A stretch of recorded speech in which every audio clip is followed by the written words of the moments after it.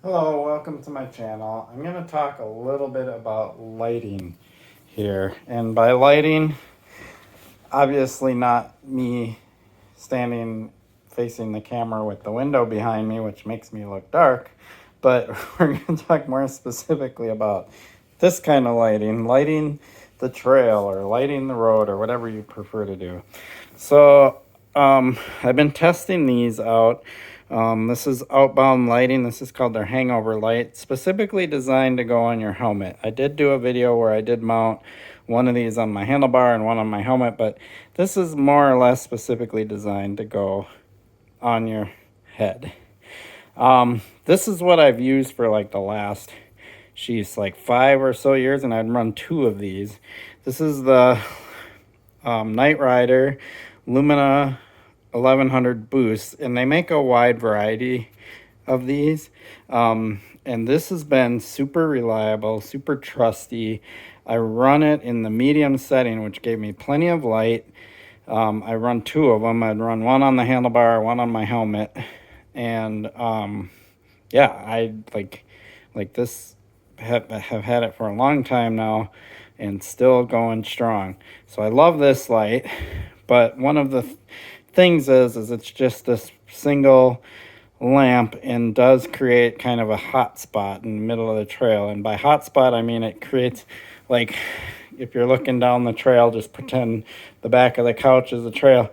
You get this really bright spot in the middle and then kind of a dim halo around it.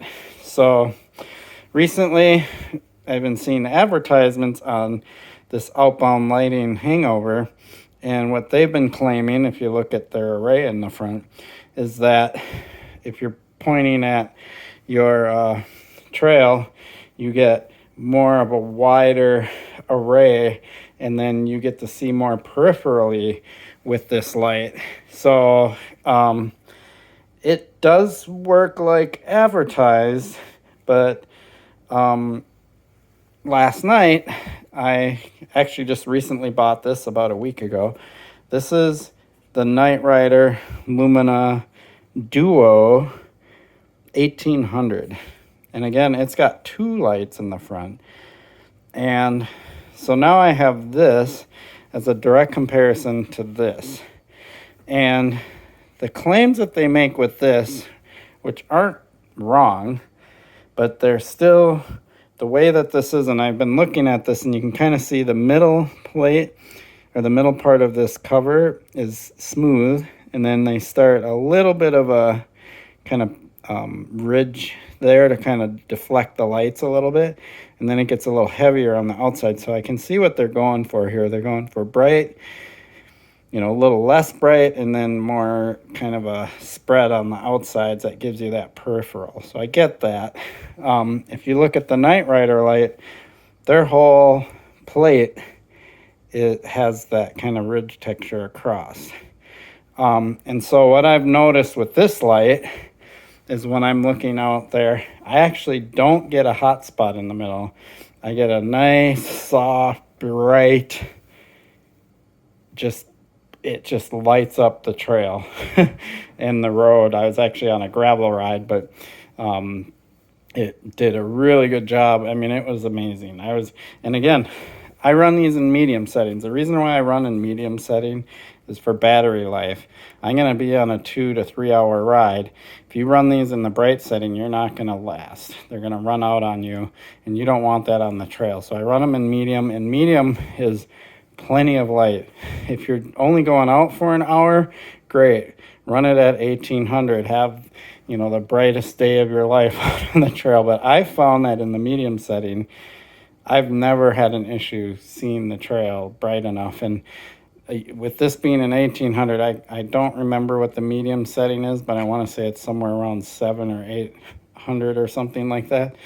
And it's plenty bright. I come from riding in the days of night riding with lights that were only like 300, 350 lumens. I remember when I got my first 550 lumens light. It was actually a Night Rider, but it was the light and the battery were separate, and there was a cable between. And it was my first LED light, and I was happy. 550, the trail was fine. So these modern lights, you don't really need to run them in the highest setting. Sure, it's cool and everything to have that crazy brightness, but I run in the medium for battery life.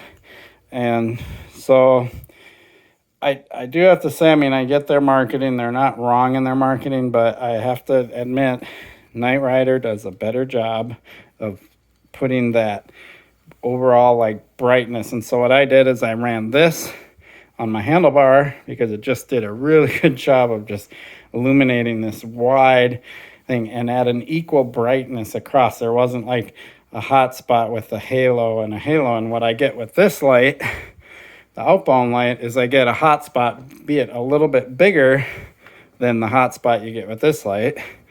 And then you get a dimmer halo and then an even dimmer halo around that, which kind of makes sense when you look at how many lights you have here and how the screen is. So I like this light, and it does what they say, but I love this one. This one tops both of those. So in this, it's definitely a good handlebar mount light. I do have to say, weight wise, this is heavy and this is really light. So this does have that advantage. A couple other advantages this one has that they claim, and I haven't tried it yet, but I probably will, is this is a USB-C, right? And with the USB-C, you can plug in an external power source. So like, you know, those little power packs you can buy that you can charge up and then recharge your phone a few times or whatever.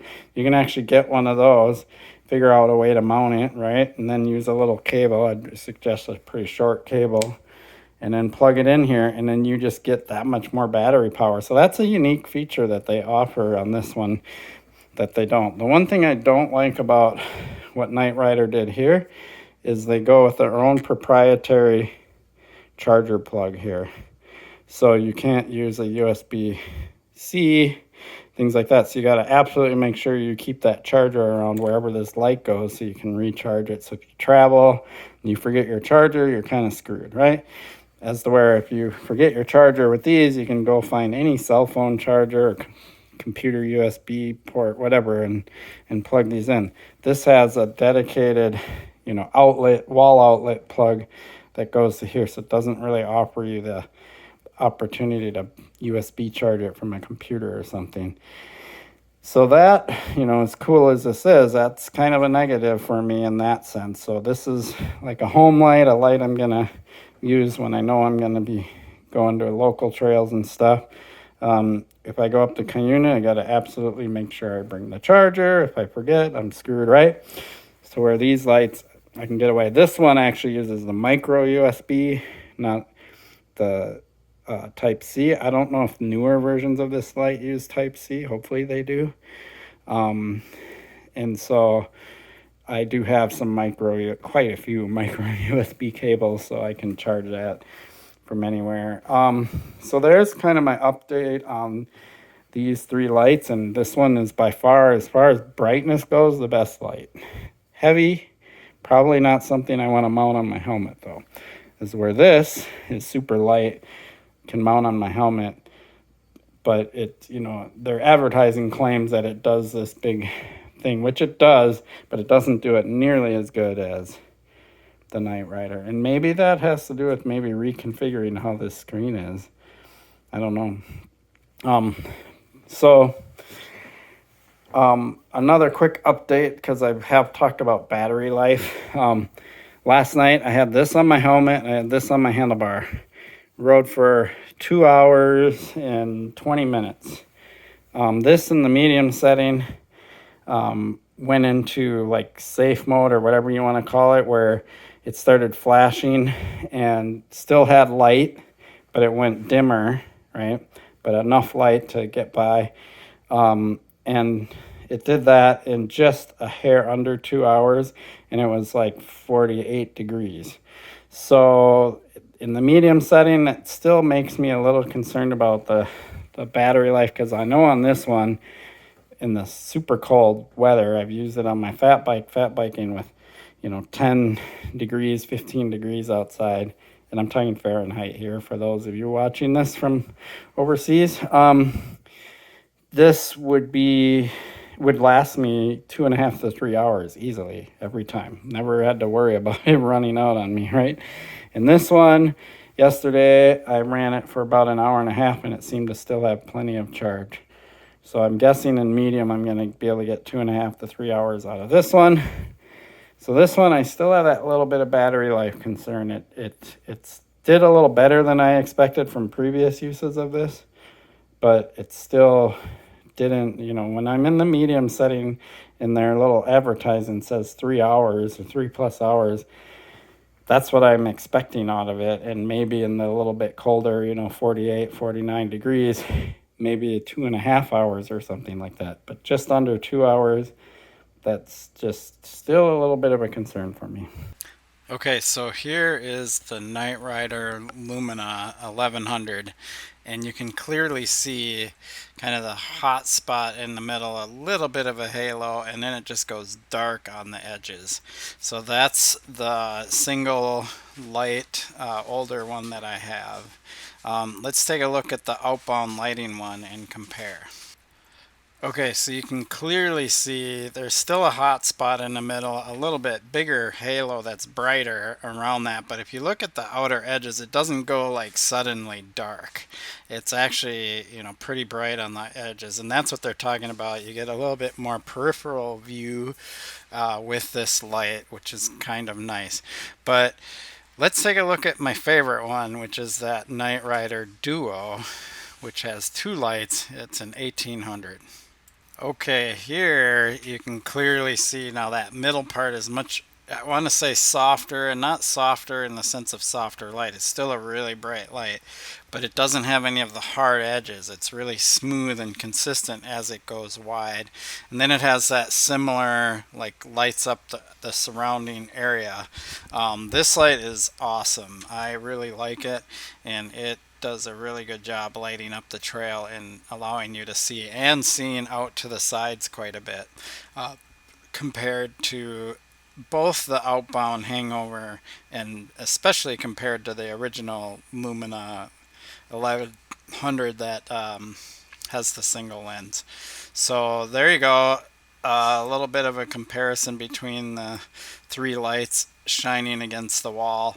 I just decided to insert this into this video pretty quickly while I was editing it, figuring this would help you understand what I was trying to show with my hands by using the back of the couch. So this is a little better example of what I'm talking about.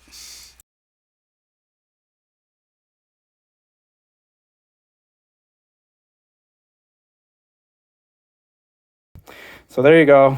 Again, Outbound Lighting Hangover, Knight Rider Lumina Duo 1800, and this is an older one. They do offer some newer ones of this. It's a Knight Rider Lumina 1100. Super bright though. So there you have it. That's my update on lights. I'm going to keep talking about this because I'm using lights this time of year. So the more I discover and the more I learn, the more I'll tell you about my experiences. Sweet. Really appreciate you supporting my channel. Please like and subscribe. Peace.